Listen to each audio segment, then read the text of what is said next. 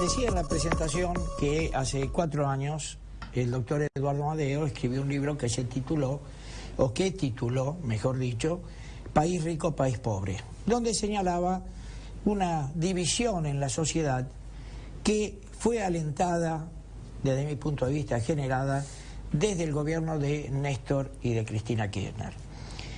Y yo creo que esa grieta se ha profundizado aún más en los últimos tiempos.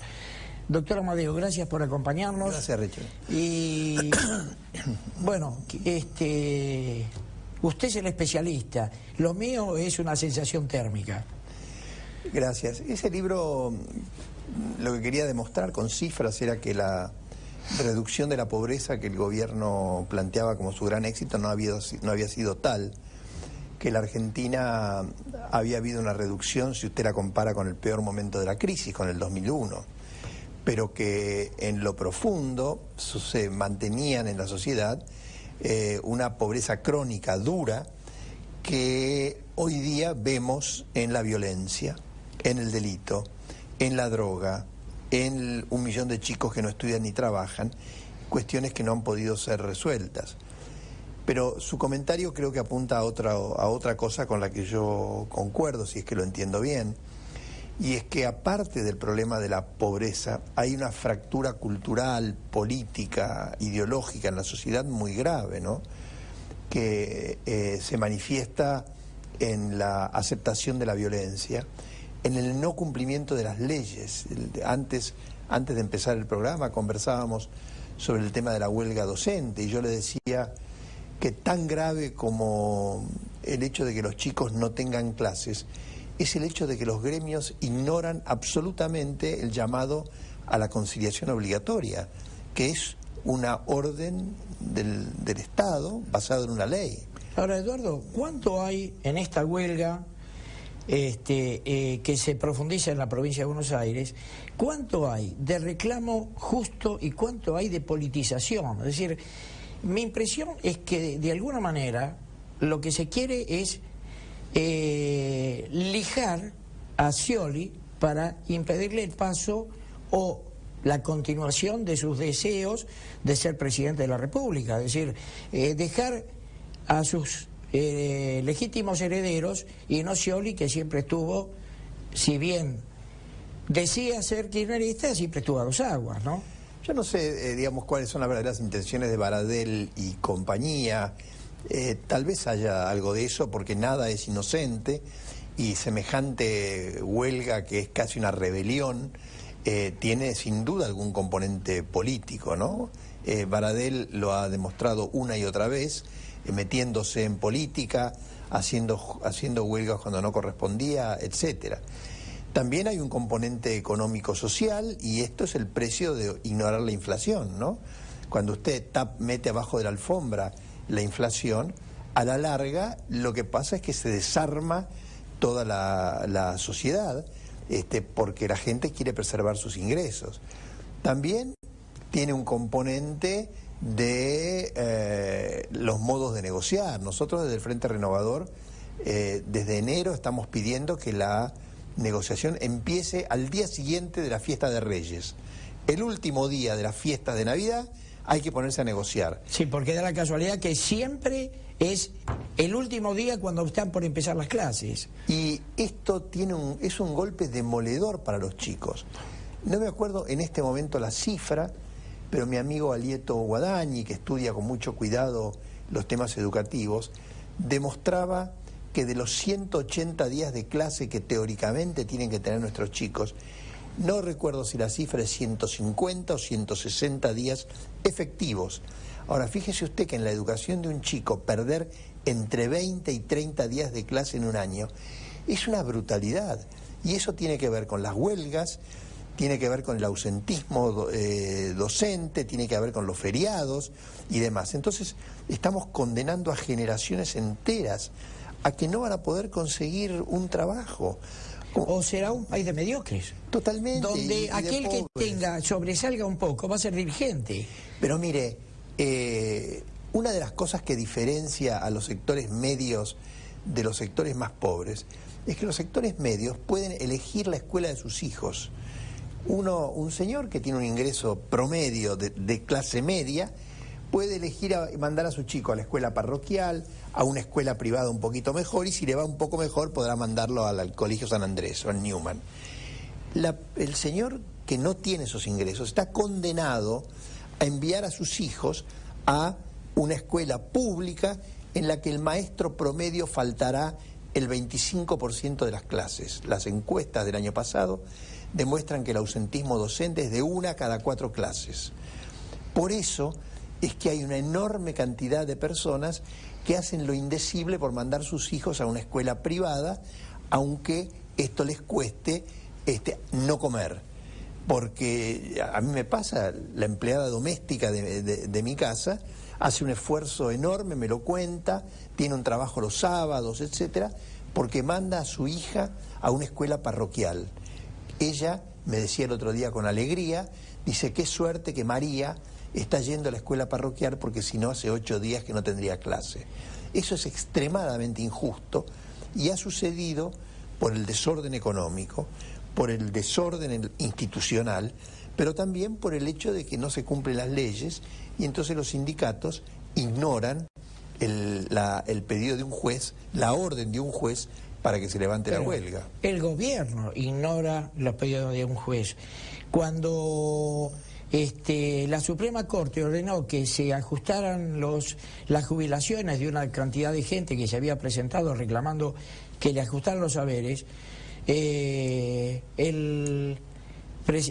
director del ANSES dijo que no podía hacer caso, porque no podía cumplir la orden porque no tenía plata.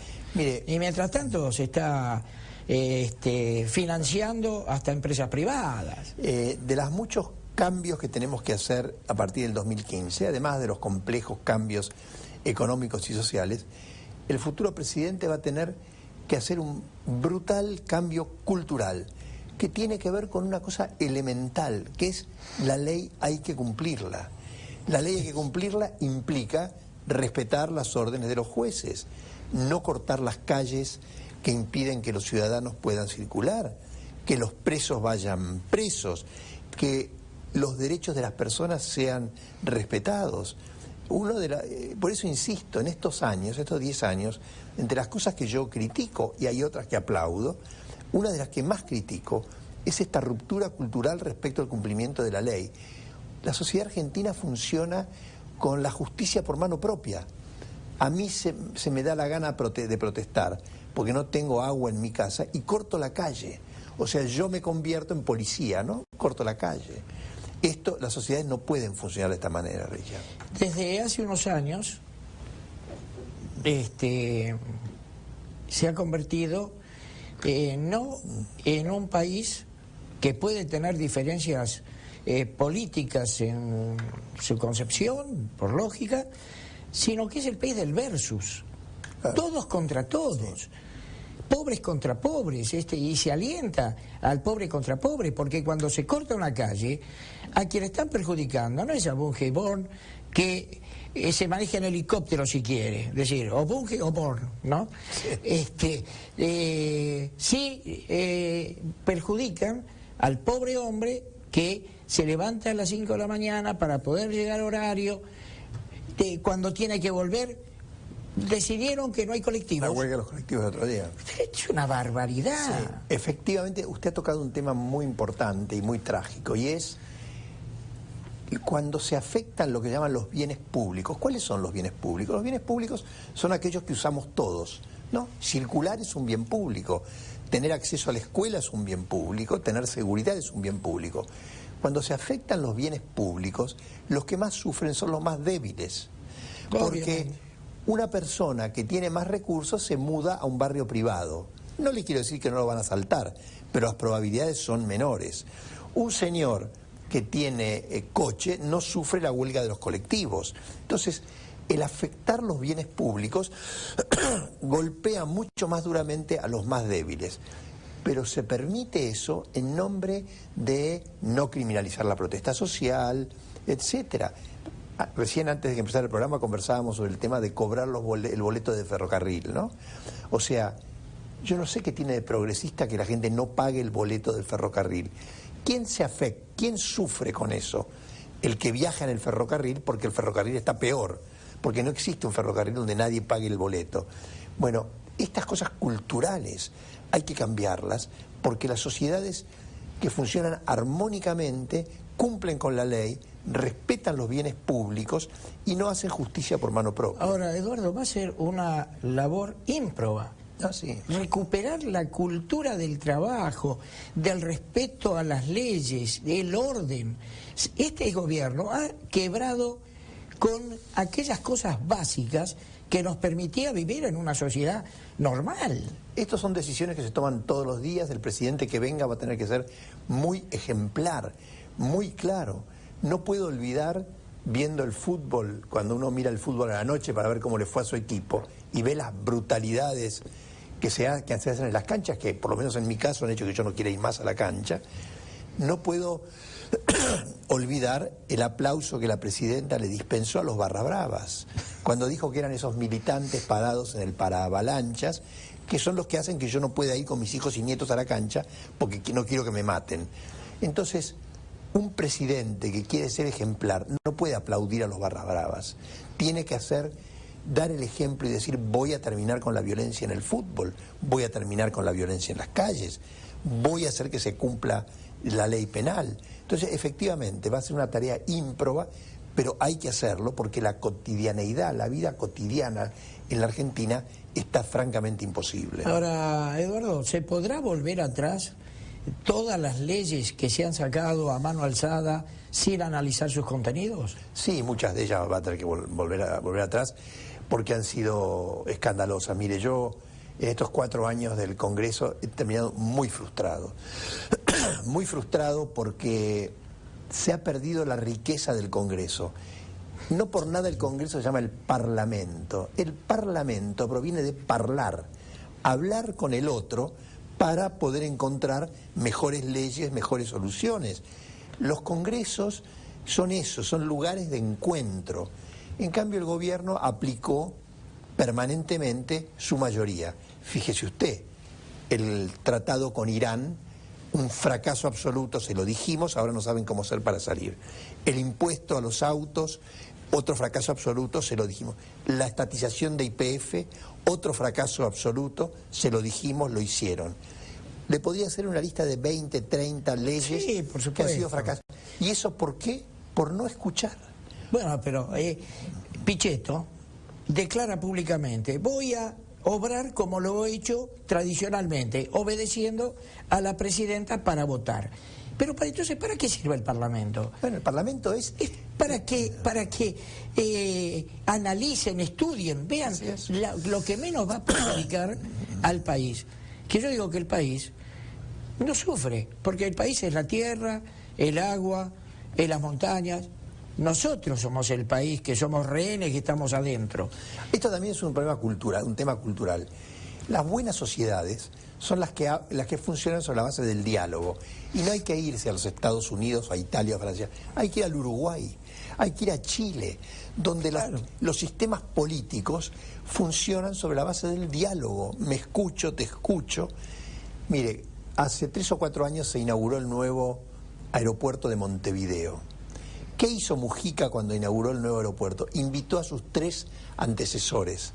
¿Por qué? Porque uno lo había pensado, el otro había hecho el proyecto, el otro lo había construido y a él le tocaba inaugurarlo. Y lo dijo en su discurso.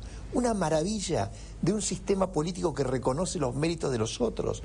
Frente a eso, cuando se celebraron los 30 años de la democracia, el gobierno no invitó a los presidentes, finalmente a último momento los invitó, pero recordemos que Néstor Kirchner dijo que la democracia había empezado con él. Entonces, este es un cambio cultural muy fuerte, muy fuerte. Los países que han progresado, los países donde se vive bien, son los países donde se conversa, no donde se pelea. Hablando de democracia en Uruguay, en una oportunidad tengo que ir a verlo al ministro Sanguinetti. Y como no me podía comunicar telefónicamente, fui personalmente para pedir una audiencia. Digo, yo vuelvo a Buenos Aires tal fecha. Me dijo, ¿lo quiere ver ahora? Le digo, no, no estoy vestido adecuadamente, qué sé yo. Espera un momentito. Ministro. Entró a la oficina de él, me dijo, pase. Y le dije, Sanguinetti, discúlpeme, pero no pensaba, vine a pedir una entrevista. Ramsay, acá, además de decir que somos democráticos, lo practicamos. Claro, y no se la cree, no cree que él es dueño de todo, que usted es apenas un enano frente a él, que es un tipo tan importante. Eso es democracia. Yo le puedo contar decenas de anécdotas de este tipo, de cómo funcionan. Mire, hace 2 años fui a un congreso sobre un tema que me interesa personalmente, el tema de las migraciones. Había legisladores de toda la región y había un senador chileno. Se discutía mucho porque la ley de migraciones chilena es muy dura por el tema de los históricos enfrentamientos con Bolivia y Perú y demás. Entonces le preguntamos al senador chileno por qué no habían hecho una mejor ley. Si ustedes tienen mayoría, ¿por qué no cambiaron la ley? Dice, nosotros en Chile no aprobamos ninguna ley que no vaya a ser aceptada por un gobierno de otro signo. Qué bárbaro. No queremos que el otro gobierno nos lo cambie. Por eso no la aprobamos hasta que no la acordamos todos. Fantástico. Eduardo, usted que ha estado trabajando desde la Secretaría de las Adicciones, ¿no? La lucha antidroga. ¿Cómo se siente viendo que le hemos abierto las puertas a todos los carteles y que además le permitimos que la plata de la droga sea lavada a través de sedines o que ingresen el dinero sin preguntarle de dónde proviene? Richard, frente a la década ganada, en el tema de la droga es la década arrasada.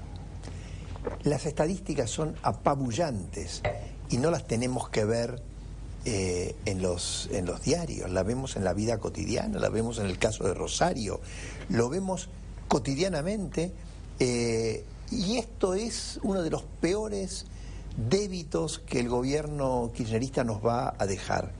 ¿Por qué?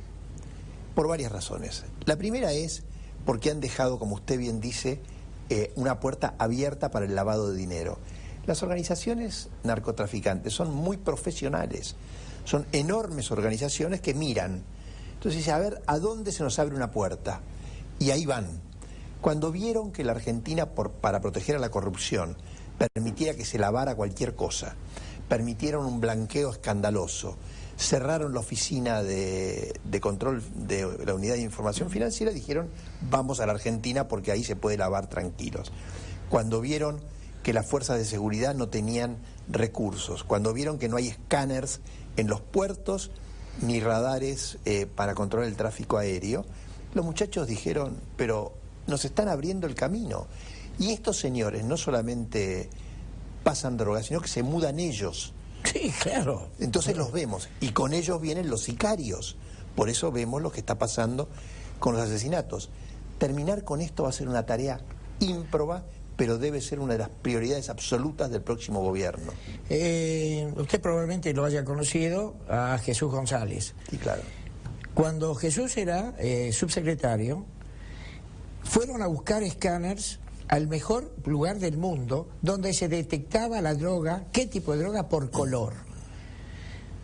Lo cual era súper rápido, detectaban, podía venir la droga envuelta en lo que se quisiera, se detectaba por color que era. Nunca terminó la gestión de Jesús González, nunca se dio un solo paso para buscar escáneres de esa naturaleza.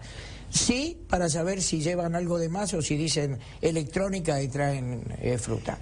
Pero, o sea que desde ese entonces ya viene esta desidia para que la droga pase como quiere. La droga que viene y pasa, la droga que entra por el puerto de Rosario, para llegar a Buenos Aires va regando droga por el camino. Entonces viene el camión y agarran a un policía en Campana o en Escobar y le dejan medio kilo. Ese señor la vende y se difunde. Además, el nivel de corrupción es imparable porque si se lo dan a un sargento lo quiere un capitán y el capitán lo quiere un comisario. Entonces, esto requiere una decisión enorme de la sociedad argentina, porque yo no digo que vamos a terminar como Colombia el año que viene, pero en algún momento el sistema político colombiano era controlado por el narco. Pero con la pretensión de morigerar las penas, donde le dan libertad, porque prácticamente es libertad, a que la droga se difunda sin ningún tipo de objeción, porque si va en cana, sale a los 5 años. No se va a tener en cuenta la reincidencia. Los chorros están de parabienes, pero nosotros los ciudadanos no. No va a pasar eso porque, bueno, Massa ha hecho una medida muy inteligente que es avivar a la gente. Sí, inmediatamente. Avivar. O sea, miren lo que está pasando, viene por abajo, parémoslo. Y la reacción popular ha sido enorme.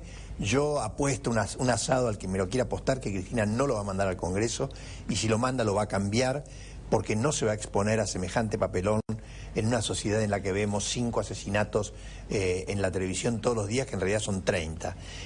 Yo creo que ese tema no va a pasar, y si pasa hay que ir a la plaza, porque es inaceptable. Como usted bien dice, es premiar al delincuente y castigar al ciudadano. Realmente es como si estos señores, que inclusive hay de la oposición, que si bien pueden decir, pero nosotros estuvimos en desacuerdo, firmaron y le dieron legitimidad al proyecto. Sí, sí. Es una vergüenza para los partidos que han participado. No, seguro, pero todo eso muere frente a la decisión de la gente de que no se quiere dejar atropellar por el crimen. Yo creo que afortunadamente este tema se va a frenar y no va a pasar. Y si lo mandan, yo creo que tenemos que movilizarnos todos, sin colores políticos, para darle una señal contundente a los legisladores de que no queremos que eso pase. ¿Cuántas cosas que va a haber que arreglar? Pero bueno, lo vamos a poder hacer. Yo creo que se acaba una etapa, el kirchnerismo es un ciclo terminado y hay que tener la inteligencia de, si hubo algo bueno, sostenerlo, lo malo, cambiarlo, y hacer además acuerdos políticos alrededor de todos estos temas. El próximo presidente va a tener la obligación de acordar con todos los demás partidos políticos estas cuestiones para que pasen por el Congreso rápidamente y tengamos un país nuevo. Supongo que al no estar Cristina al comando de toda esta gente, aplaudidores, tiene que venir inclusive dentro de esos mismos grupos que se va a tener que quedar porque se renueva la mitad, va a haber gente que piense y que trabaje normalmente. Sí, sí. Esto es lo que el Congreso que tenemos hoy es de operetas, no es un Congreso serio. No, y eso tiene que cambiar. Sí, esto va a cambiar. Yo creo que es un fin de ciclo sin ninguna duda y tenemos que aprovecharlo. Gracias, Eduardo. Gracias, Richard, gracias. Muy atento en participar en este programa. Gracias. Gracias. Vamos a un corte, señor director.